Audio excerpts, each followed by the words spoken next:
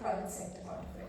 There are lots of private sector partners who are also working in India with the same objective, like Amazon, Capgemini, Children's Investment Fund Foundation, and many others. And I can just keep on listing the names.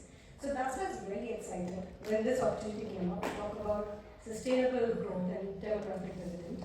So in light of that, I thought, Shashwat, we could actually start talking about the demographic dividend side of it.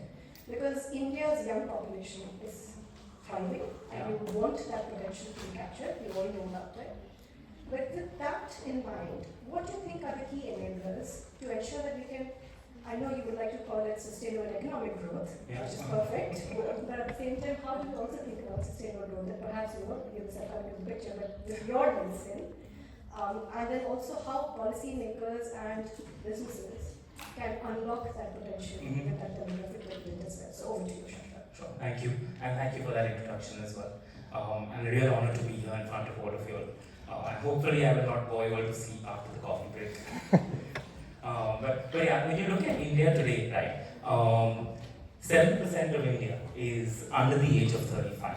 There is no other country like that today in the world that has such a big demographic dividend, such a big youth population, and such a big youth population, a large chunk of which is now entering the workforce, right?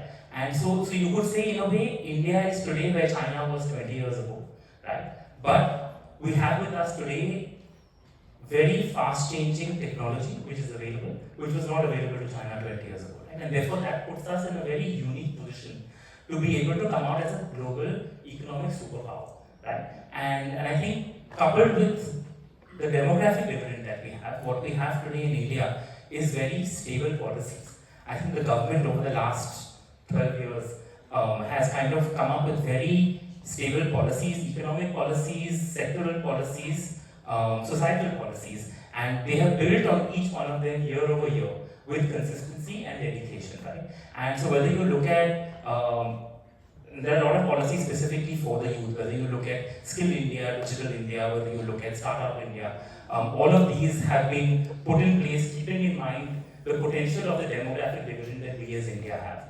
And when I look at the businesses that we are doing today as well, a large chunk of what we are doing is trying to capture this youth and the youth market, right? And specifically, if I give you one example, it's from the FMCG space or the consumption space, right? Where today, when you look at, let's say Gen Zs, or you look at younger millennials and now Gen Alpha as they're coming into their late teen years and are consuming, they look for instant gratification. They are not saving money for 20 years later, 30 years later. They are not saving money to buy a car, to buy a house.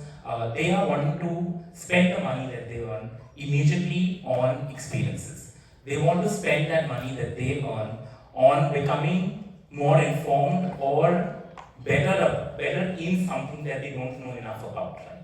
And so therefore, the kind of expenditure has changed and the nature of consumption has changed.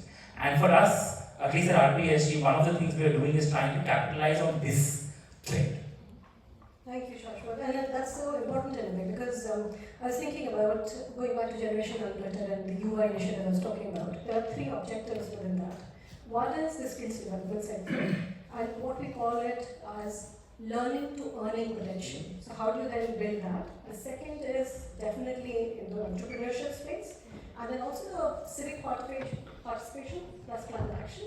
And the third is very much including the marginalized youth and also girls in this economic progress that we're talking about. So how do we make it inclusive economic progress as well? Absolutely. Just to add to that, all the policies I spoke about earlier as well, if you look at India in 2013, we barely had any startups, we barely had any unicorns.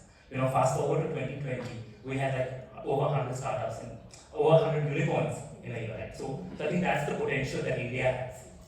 Perfect, thank you.